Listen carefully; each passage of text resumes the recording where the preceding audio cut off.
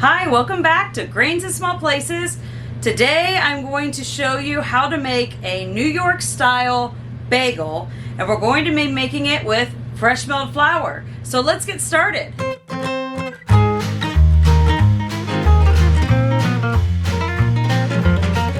Okay, so I have two kind of, secret ingredients. One's an ingredient, one is actually just resting or fermenting time. So the first thing that we're going to make sure to do to make these more like a New York style bagel is we're going to be using malt. So that's one thing to add to the dough that gives it that iconic taste. The second thing we're going to be doing is doing an overnight ferment after we shape the bagels.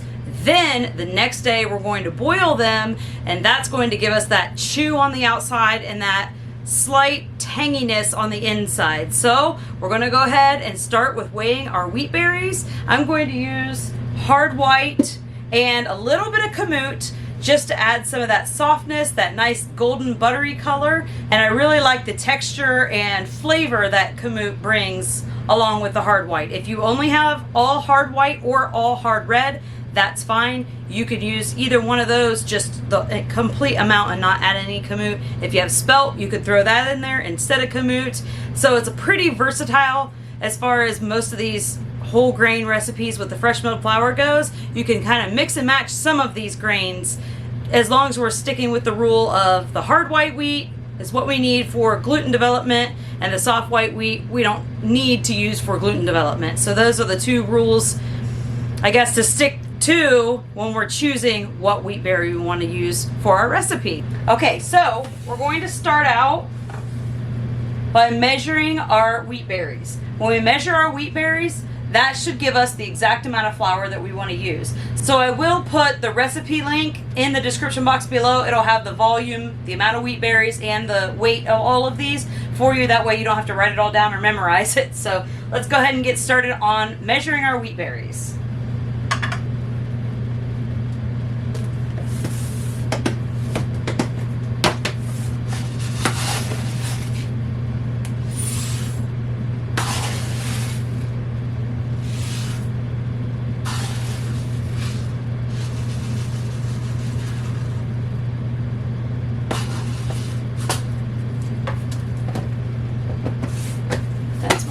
White and just a little bit of kamut.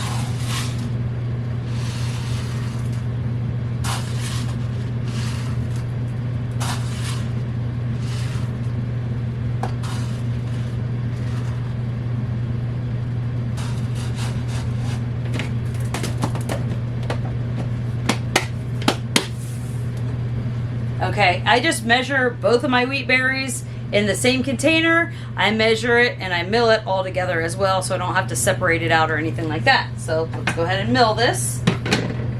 Turn it on, tighten it just a little bit.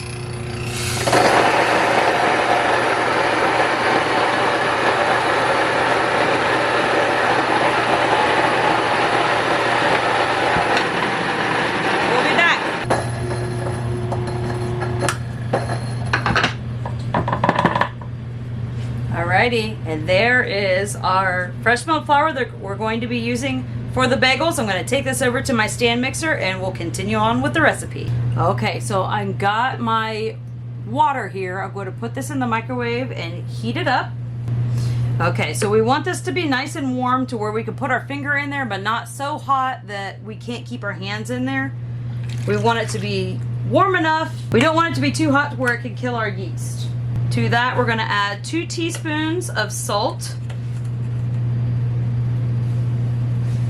And we're going to add a tablespoon of our secret ingredient. Now, this is like a liquid barley syrup. You could use non-diastatic malt powder if you wish. I will put a link to this below if you are interested in this. But this is similar to, I guess, sort of like a molasses, but it's made from barley. And it is kind of messy, but that's what that hot water does help. I'm just going to mix this around.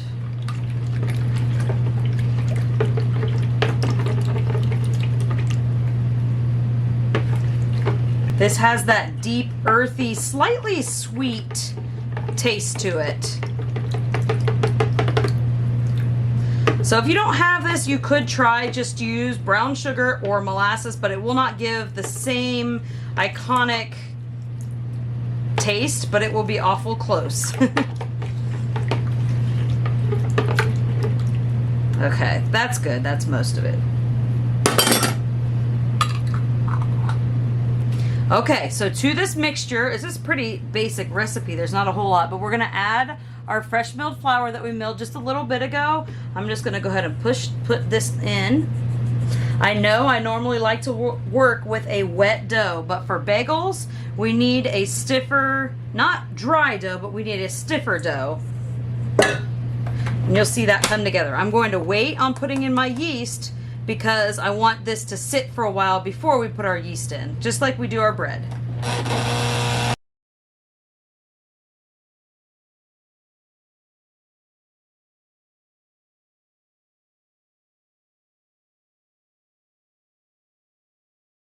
Okay, now that we have all of the dry flour all incorporated, you can see here, I'm going to cover this and let it sit for about 15 minutes. You can let it sit a little longer if you need to, but if I was making bread at this point, I would say this dough is way too dry. But again, we're making bagels. We need that to have that stiff, tight crumb. Otherwise, our bagels will turn out kind of tasting just like bread in the middle. I'm going to put this down actually. I'm going to cover this, set a timer so that I don't forget about it, and then we'll be back after this sits. And after we get back, that's when we will also put our yeast in and start kneading. It's going to be a workout for our machine, so we'll put it to its test today. We'll be back in about 15 minutes. Okay, we're back. It's been a little longer than 15 minutes. I had some other things to take care of.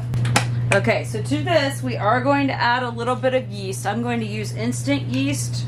We're going to add about 1 1/4 teaspoon of yeast to this. And one way I like to remind myself that I haven't put the yeast in yet is by keeping my teaspoon right there. That way I know, hey, you still need to put something in this before you continue. So we're going to knead that into the dough.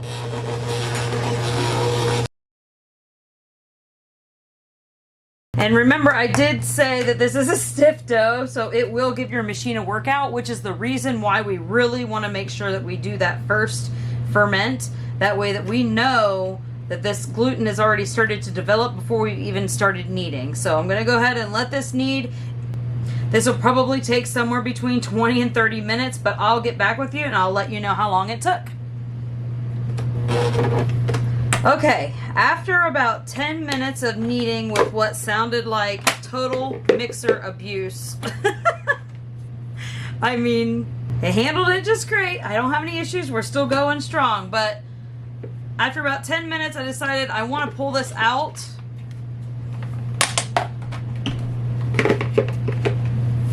And just work on it by hand just a little bit to get a feel for the dough. Because this is a very stiff dough. But I'm not using any oil or anything on my hands because of how stiff this is.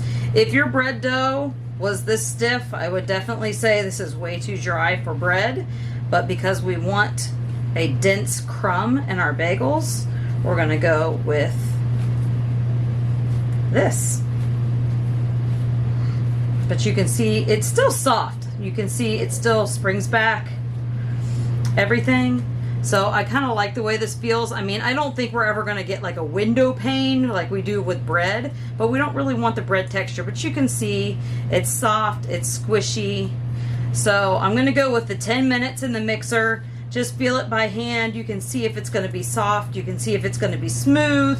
Make sure it holds together cohesively. I'm going to go ahead and put this in an oiled bowl because I need to reuse this bowl for something else. So I'm going to transfer this. I'm making a batch of my 4-ingredient Italian bread version. I'm just going to put this in here because it has been sitting for 15 minutes and is ready to start the kneading process. And this is my bagel dough. I'm going to put this in my oiled bowl here and cover that. I'm just going to use the same piece of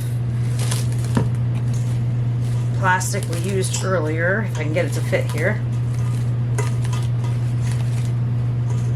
If you're interested in my 4-ingredient bread dough, I can put a link to that in the description box below. Also, it's a nice, quick, throw-together baguette style. It's like an Italian bread.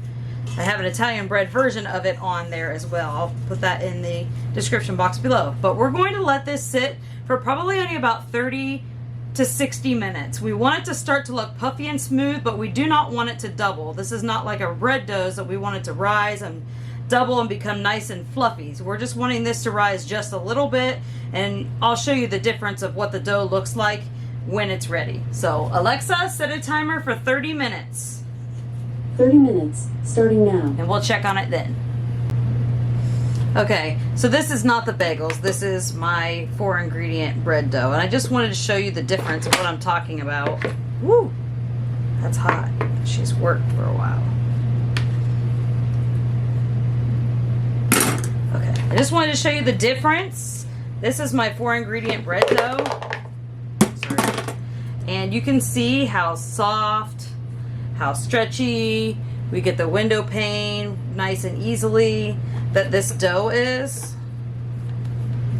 So I just wanted to show you the difference between the bread dough and the bagel dough. So I'm just going to let this sit to the side. We're going to have this for dinner tonight. Just wanted to show you real quick. Okay, so while my bagel dough was rising, I went ahead and fitted my baking sheet with parchment paper. Now I'm going to put these on here so that I can put them in the fridge overnight. So I'm going to set that to the side. And here is my bagel dough. You can see it has not doubled in size, but it's much softer and more supple, easier to work with. I'm just going to put it right here on my counter. It's still, so you can see, it's still a dense dough. And I'm going to get my little pastry cutter. Now this recipe makes about 8 of your typical regular size bagels. So I'm just going to divide this dough into about 8 equal portions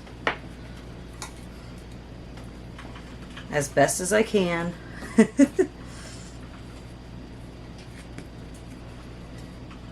And I don't want my dough to dry out any more than it already is. So I'm just going to kind of shove these over and cover this while I work with just one piece at a time. So what I'm going to do is, there are a couple ways that you could shape these, but I'm going to go ahead and roll this out to, I don't know, about 8 inches or so. And while I'm doing this, I'm deflating some of that air that the yeast created in there.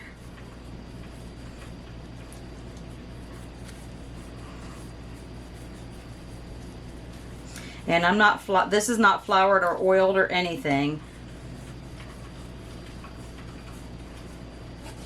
1, 2, 3, 4, 5, 6, 7, 8. Okay. Keep these covered so they don't dry out. Okay, so what I'm going to do is I'm going to roll this out to I don't know, an 8-inch or so cylinder. I'm going to take this bagel dough, I'm going to wrap it around my hand until they meet in the center here, and then I'm just going to kind of roll those 2 ends together. So I know that this looks like this is a really large hole in here, but after these rise and when they're boiled, when we throw them in the water to boil them, they puff up a lot. So we want kind of a big hole here. Now another way that you could shape these is you could put them into just like a circle and poke a hole through the middle and stretch that out. That's fine as well. I'm just going to set this on my sheet here and keep these covered. We're going to just continue on doing it the same way. When we roll these together, we want to make sure that we try to lock those ends together. And this is a dry dough, so you do have to press kind of hard to get those to lock together. So let's just continue on making the rest.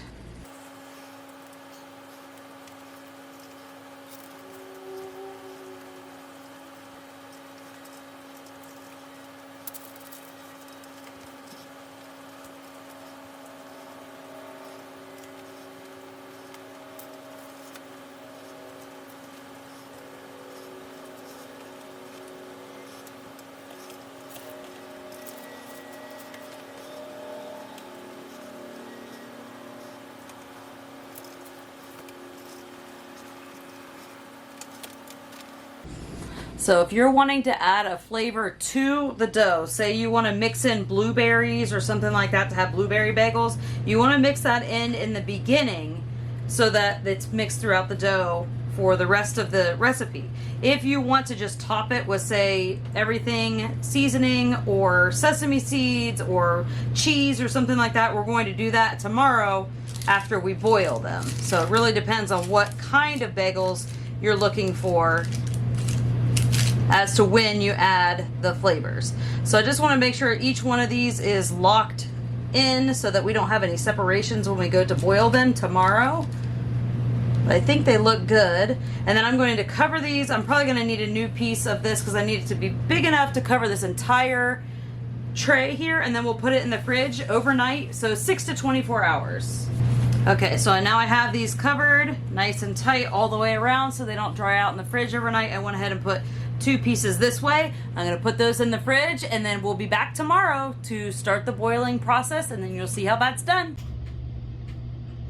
Okay, it's now the next morning, and I'm going to go ahead and get started on the water bath so we can boil the bagels and have them ready. So let's get to boiling those bagels. Okay, so day 2, I'm going to get a large pot. This is like the biggest one I have for inside. I have bigger ones for outside, but this is the biggest one I have in here. So if you have a bigger one, you could certainly use a bigger one and get more bagels in there at a time. I'm going to try to do this a little farther away from me so I can have space for my tray here in a moment. But I'm going to turn this on. And add about 2 quarts of water. And then I want to start getting that to a boil. To the water, I'm going to add 1 tablespoon of sugar and about 2 tablespoons of that malt that we used in the dough earlier. So let's get started.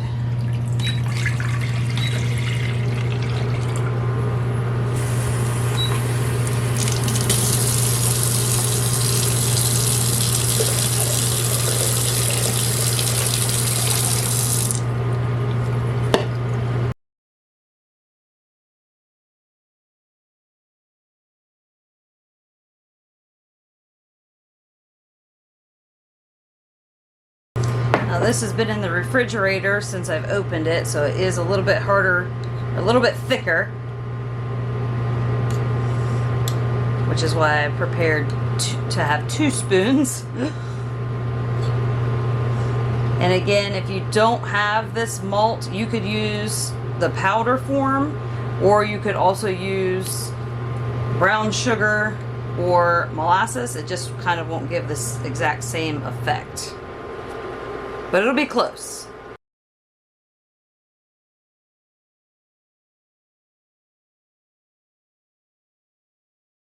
This also helps us achieve our nice golden color on our bagels.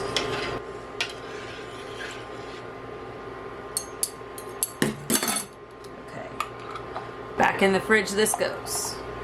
And while I was in my fridge, I went ahead and grabbed the bagels out. These are still cold. These do not need to come to room temperature or anything like that. I'm just going to put these in here as soon as this starts to basically do a small boil or a simmer, and then we're going to put them in for about 20 seconds, flip them 20 seconds, and then put them back on here, and then they're going to get baked. So we're going to preheat our oven while this is boiling. While that's coming to a boil, we're going to preheat our oven to 425 degrees Fahrenheit, and we're going to bake them for probably about 20 to 25 minutes, and they should be kind of a deep golden brown color when they're done. Okay, now we're starting to boil, and our oven is preheated.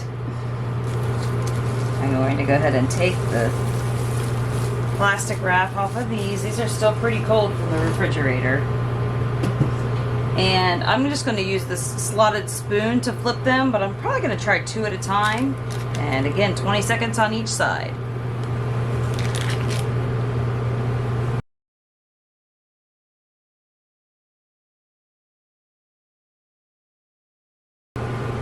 Okay, I decided to switch to tongs to help me out here. Alright, after those have boiled, I'm just going to pull them out of the water. Put them right back on here, and you can see they've risen. Put the next set in.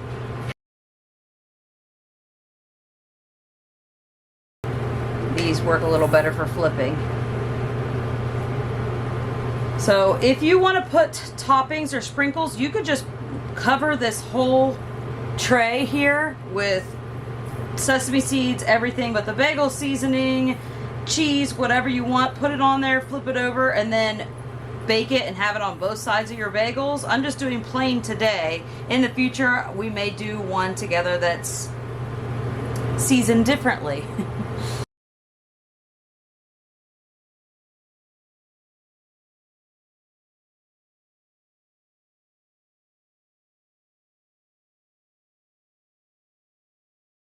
And we lost power for just a moment, so I had to come back.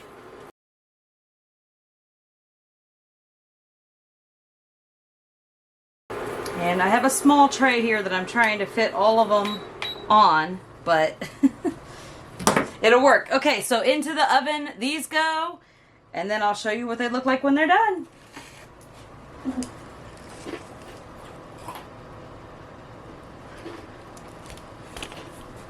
I'm gonna let these cool, and then we'll slice into one and let you see what they look like. Okay, they're nice and cool. So that's the bottom. And I don't know if you noticed, but I did lose my power twice while I was making these. So I guess we're in for a surprise to find out if they baked all the way or not, because I don't know exactly how long they were in for. Nice bagely, dense texture inside. Smells like a bagel. I'm calling that a win, especially since our power went out a couple times.